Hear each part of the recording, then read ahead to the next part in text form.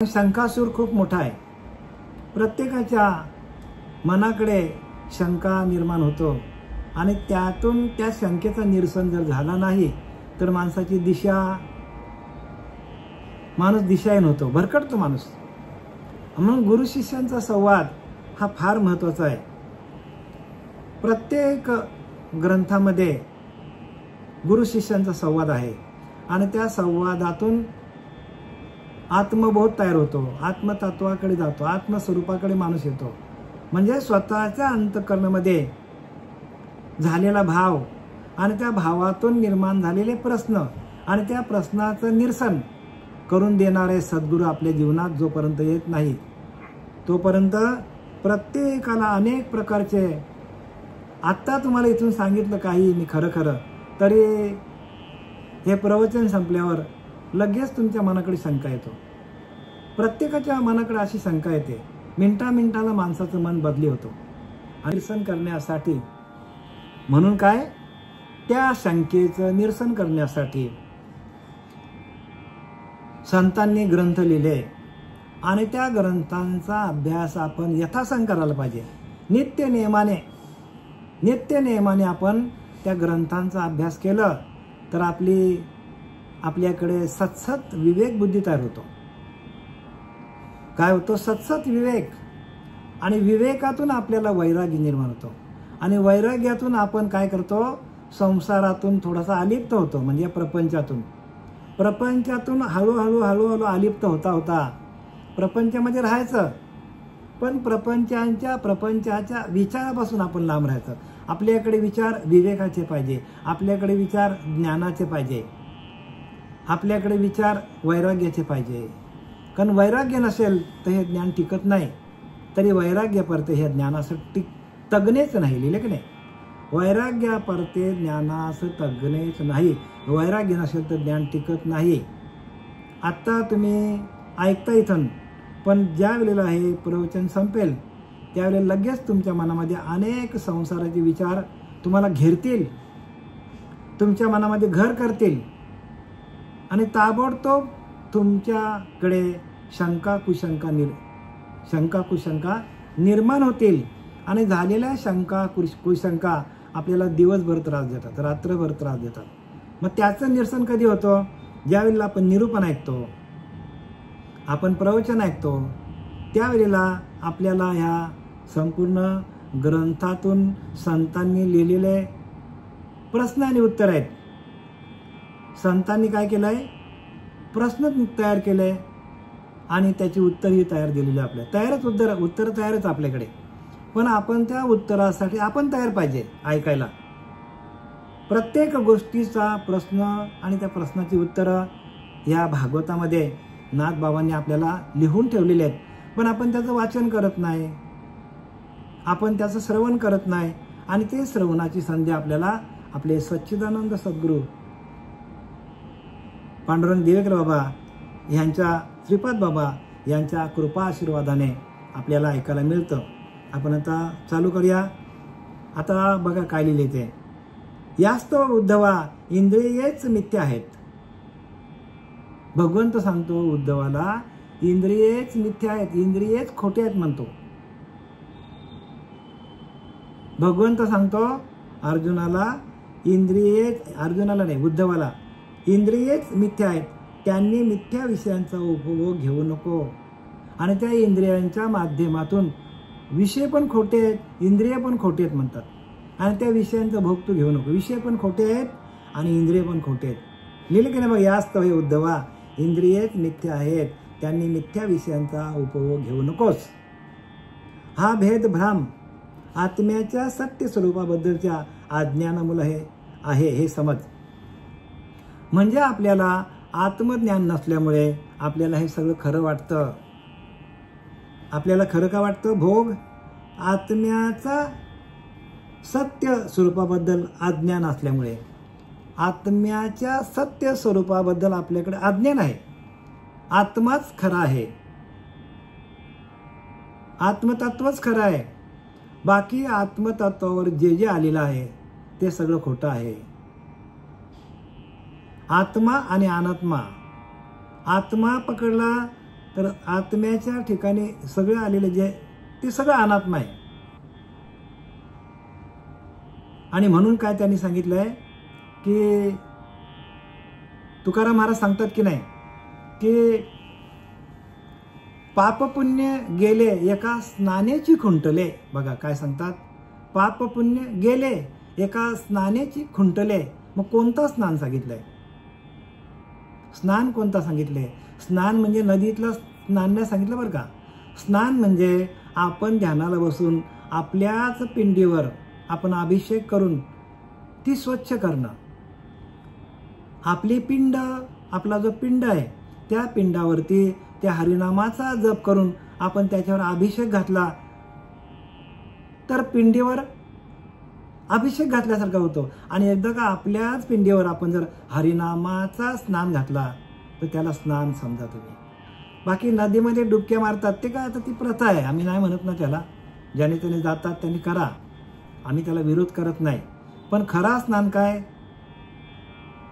खरा स्नान काय तर तुकाराम महाराजांनी सांगितलंय की बघा काय सांगतात, पाप पुण्य गेले एका स्नानेची खुंटले. आणि एका स्नानातून पाप पुण्य निघून जातो. मग आपण द्वैतातल्या नदीमध्ये आपण कित्येक वर्ष आपण गेलो आणि त्या नदीमध्ये आंघोळ केली तर आपलं पाप पुण्य जातो का?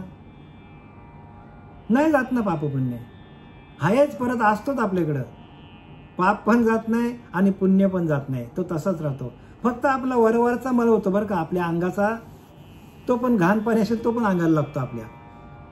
मग शुद्धता कोणाकडे पाहिजे? शुद्धता शरीराकडे असून फायदा नाही.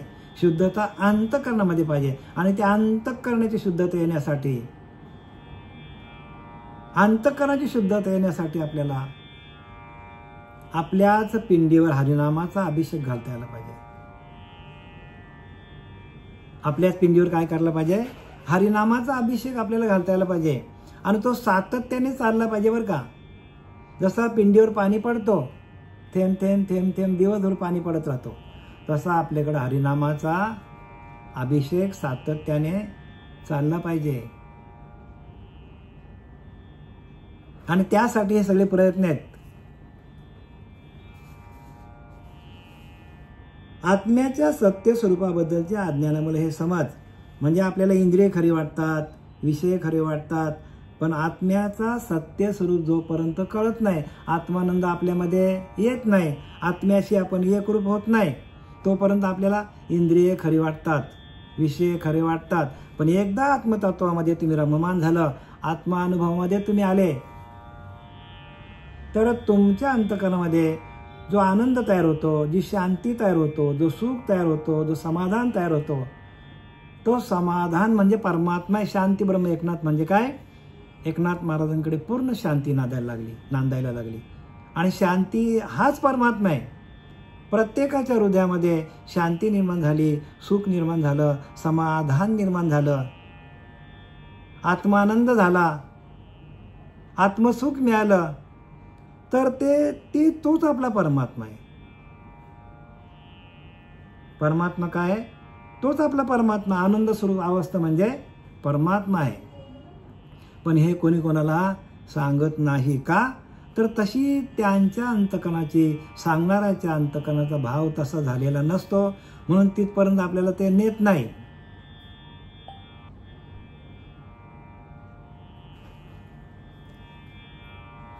आता आपण याच्याकडे वळूया, या ओव्यांकडे वळूया.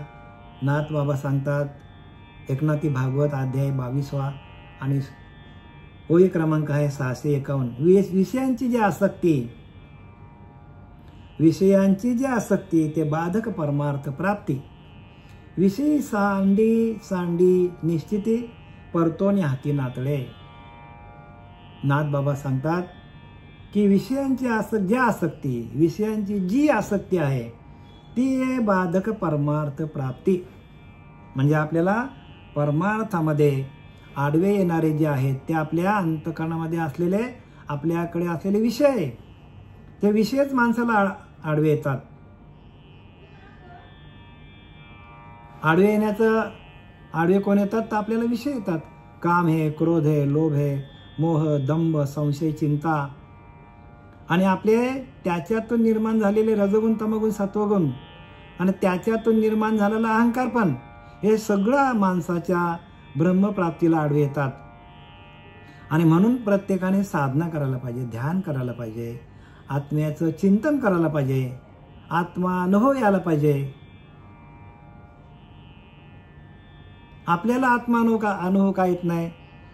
तर आपल्याकडे जी विचारांची जी रेलचेल चालू आहे, विचारांचे वारे चालू आहेत आपल्या मनाकडे, ते ध्यानाला बसल्यानंतर आपल्याकडे येणारे विचारांचे वारे थांबले की आपल्या मनाकडे शांती येते. जसा समुद्रामध्ये लाटा येतात, मोठी नदी आहे तिच्याकडे पण काही वेळेला लाटा येतात का? वारा चालू आहे म्हणून. वारा थांबला की समुद्र शांत होतो आणि आपल्याला तळापर्यंत बघता येतो. स्वच्छ समुद्र, स्वच्छ नदी.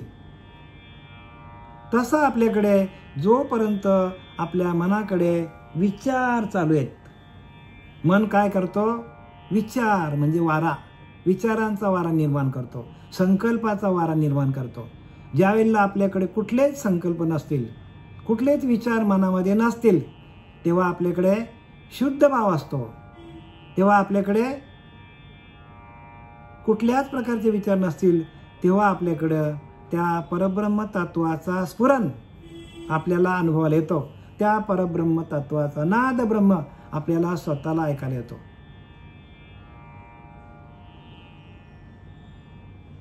आणि तो नाद ब्रह्म, ते चैतन्य अनुभवणं म्हणजे परब्रह्माच्या प्राप्तीचा अनुभव घेणं.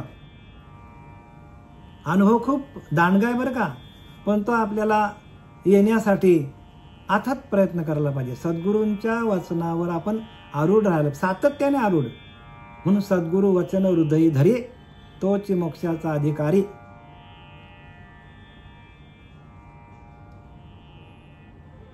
सद्गुरू काय करतात? जेणे भ्रांतीपासून हिरतले, गुरुवाक्य मन धुतले.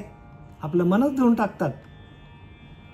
सर्व प्रकारच्या भ्रांतीपासून काढून आपलं मन स्वच्छ करून ते एका आत्मतत्वाशी एकरूप करतात, एका आत्मदेवाशी एकरूप करतात, एका आत्मनंदामध्ये आपल्याला नेतात. जेणे भ्रांतीपासून हिरतले, सर्व प्रकारची भ्रांती काढून घेतात सद्गुरू. कशातून? त्या नामातून, त्या ध्यानातून. गुरुवाक्य मन धुतले, आणि गुरुच्या महावाक्यातून मन धुतलं जातं. ही प्रक्रिया आहे, सद्गुरू सांगतात. आणि आत्मस्वरूपी घातले रोवून या, आणि आपल्या आत्मतत्वाशी, आत्मदेवाशी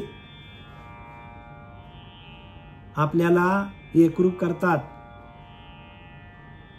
आत्मस्वरूपी घातले रोवून या म्हणजे तिथे आपल्याला स्थिर करतात, आत्म्याच्या ठिकाणी. आणि मग आपले विचार थांबले जातात. मनाकडे येणारे तो विचारांचा वारा आहे. जसा एखादा सोसायटीचा वारा कसा सुटावा, वादळ, तसा आपल्याकडे मनामध्ये विचारांचा वादळ चाललेला आहे. एका तासामध्ये कोटी वेळा सृष्टी होती जाते. एका तासामध्ये कोटी वेळा आपण काय करतो? संकल्प तयार करतो आणि मोडून टाकतो, संकल्प तयार करतो, मोडून टाकतो. पण एका जनार्दनी तेचे हरिरूप झाले, ज्यांनी हरिनाम सेवन केले. ज्यांनी हरिनाम सेवन केले तेच धन्य. तेच तरणार आहेत ज्यांनी हरिनामाचं सेवन केलं. तेच या भवसागरातून भवसागर पार पडून परमात्म तत्वापर्यंत पोहोचू शकतात. ऐका जनार्दनी हरिनाम सेविले तेच धन्य. म्हणजे हरिनामाचं सातत्याने चिंतन करणं त्यांनाच धन्य म्हणतात. नाहीतर एका तासामध्ये कोटी वेळा सृष्टी निर्माण होतो. असं आपला जन्माला आल्यापासून मरेपर्यंत आपल्याकडे तेच चाललंय. विचार येतात जातात, सोसायटीचा वारा सुटतो, विचारांचा वादळ उडतो आणि निघून जातो. पण प्रत्येक क्षणाला हे विचारांचा वारा वाढतच जातो. विषयांची जी आसक्ती ते बाधक परमार्थ प्राप्ती, आणि विषयांच्या आसक्तीमध्ये गेला तर परमार्थाला आडवे येणारे विशेष बाधक आहेत. म्हणून मळ, विक्षेप आणि आवरण हे जोपर्यंत बाजूला होत नाही तोपर्यंत परमात्म्याची आपल्याला अनुभूती येत नाही. विषय सांडी निश्चिती परतोनी हाती नातळे. भगवंत सांगतो उद्धवाला, अरे विषय सांडी निश्चिती, विषय टाकून दे 100% टाकून दे. परतोनी हातानं त्यांना परत येऊन देऊ नको. परतोनी हाती नातळे म्हणजे काय सांगतात की परत त्या विषयांना आपल्याकडे घेऊ नको. समर्थ सांगतात, दगडाची खपली काढली ते पुन्हा नाही जडली, परंतु माणसाचे अवगुण गेले तर परत येऊन चिटकतात. म्हणून विषयांपासून सावध असलं पाहिजे. दगडाची खपडी काढली ते पुन्हा नाही जडली. दगडाचा एकदा देव झाला, विठोबा बनवला, रखमाई बनवली, ज्ञानोबा बनवला दगडाचा. आता परत जोडायला जा त्या खपल्या, बघा जोडतात का? परत चिटकणार नाही त्या. परंतु माणसाचे अवगुण काही केल्या झडेना परत येऊन चिटकतात माणसाला. मग त्याहून पाषाण बरा, आपल्यापेक्षा दगड बरा. समर्थ रामदास सांगतात हा, मग माणसापेक्षा दगड बरा.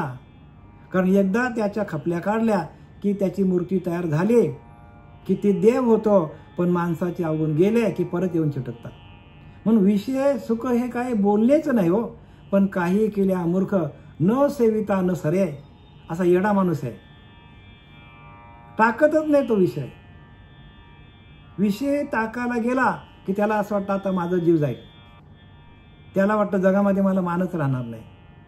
असा बावळट माणूस जन्माला आलेला आहे आणि बावळटपणामध्ये माणूस वागतो.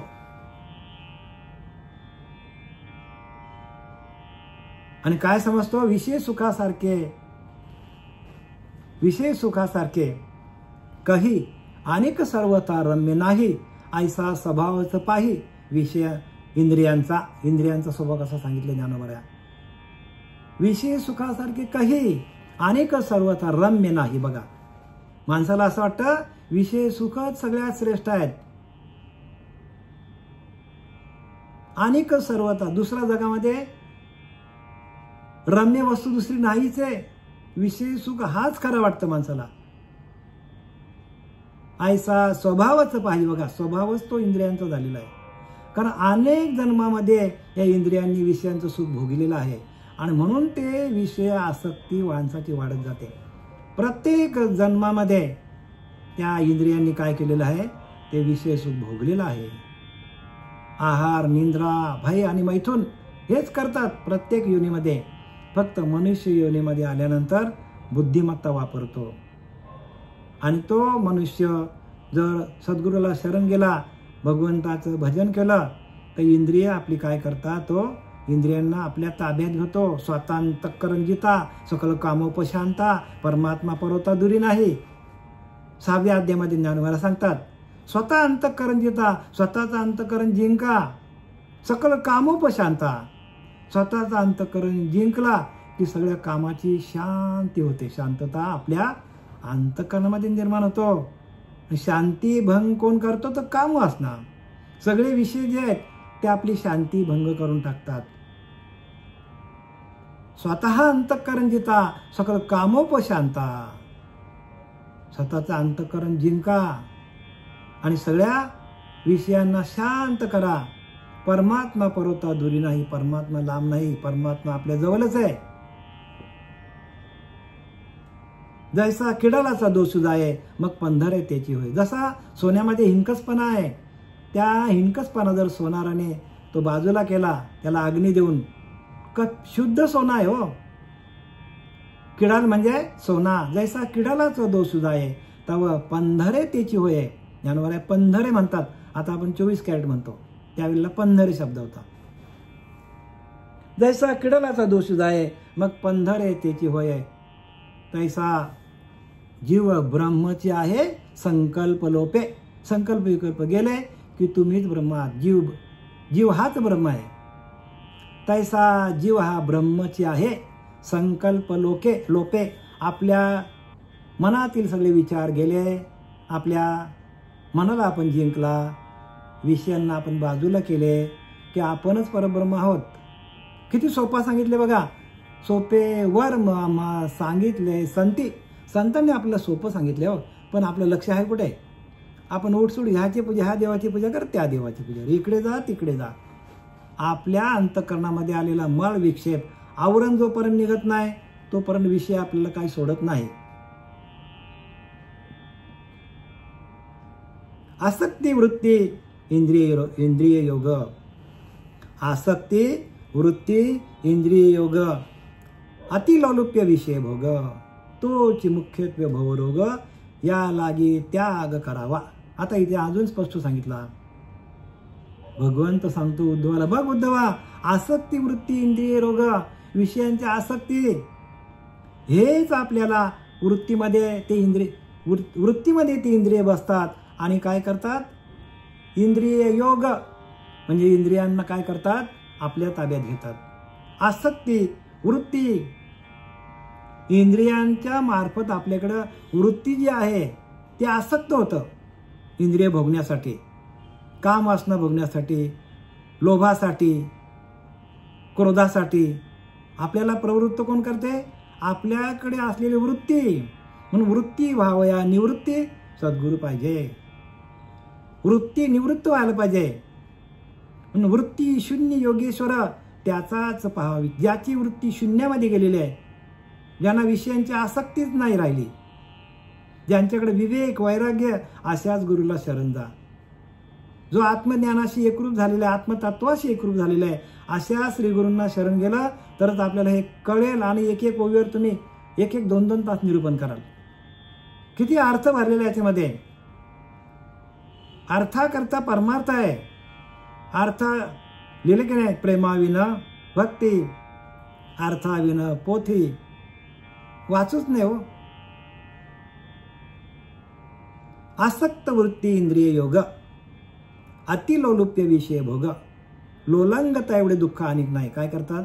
प्रत्येक माणूस विषयांच्या पुढे लोटांगण घालतो. देवाच्या पुढे लोटांगण कमी असेल पण विषयांच्या पुढे लोटांगण अखंड दिवस घालतो. मंदिरात गेला एकदाच लोटांगण घालतो, पण तिथून बाहेर जो पडतो तो आयुष्यभर लोटांगणच घालतो विषयांच्या पुढे. लोलंगता एवढे दुःख अनेक नाही. लोलंगता म्हणजे लोटांगण घालतो विषयांच्या पुढे. काम आला की माणूस कुठे कुठे धावतो. आपला एरिया सोडून दुसऱ्या एरियामध्ये जातो, अजून अनोळखी एरियामध्ये जातो. का? इंद्रिय त्याची कामासक्ती झाली इंद्रियांमध्ये. आणि रागाचा तो विचारायला नको, कुठे कुठे जातो मारामारी करायला माणूस, आणि नंतर 52 पत्त्याची भाजी खातो. लोभ आला तर माणूस काय करतो?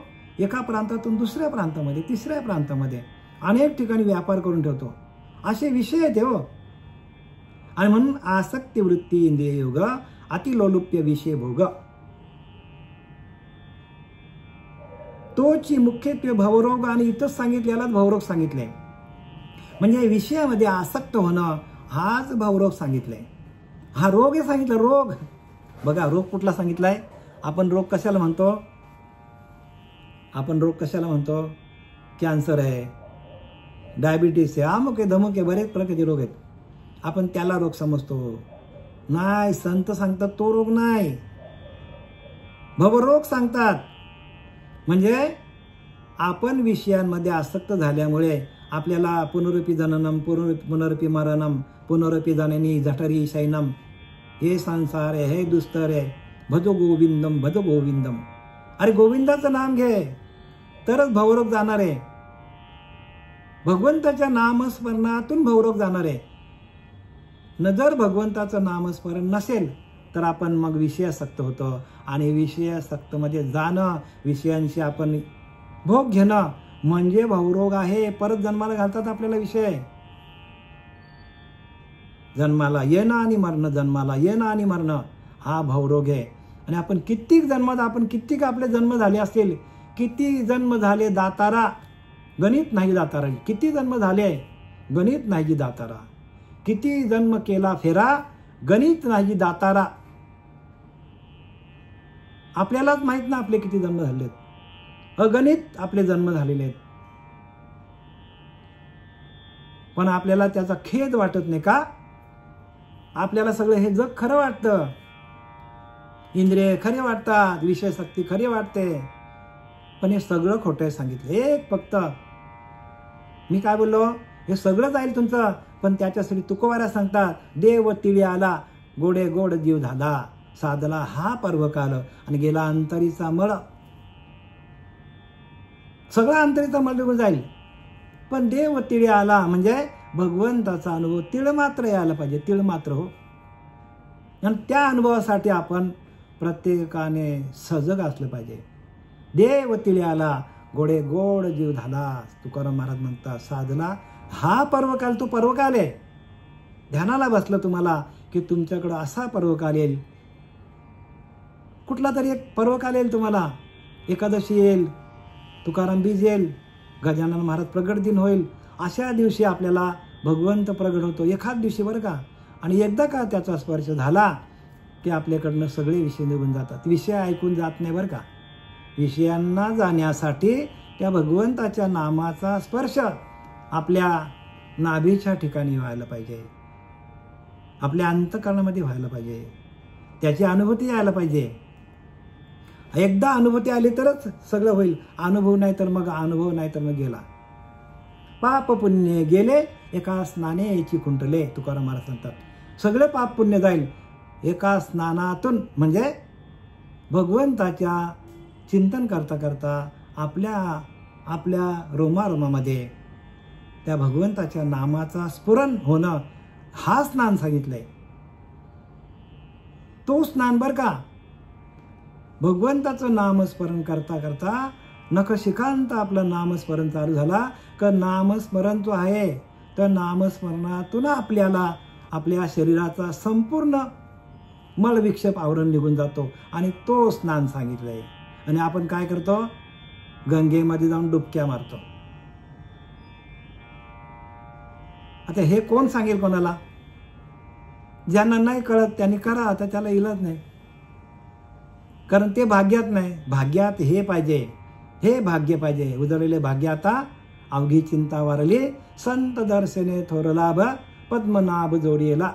म्हणजे आपले नाभीच्या ठिकाणी उपासना चालू होतो. जी तुटलेली नाल आहे, जी पिंडामध्ये नाल चालू होती, नालीच्या मार्फत आपल्याला अन्नाचा पुरवठा, नामाचा पुरवठा, पाण्याचा पुरवठा होत होता. हे आपण पिंडाच्या बाहेर आल्यावर नाल कापली जाते, तिथं भजन आपलं तुटलं जातं. परत जोडून देणारा गुरु मिळत नाही, तोपर्यंत आपल्याला ते ज्ञान होणार नाही.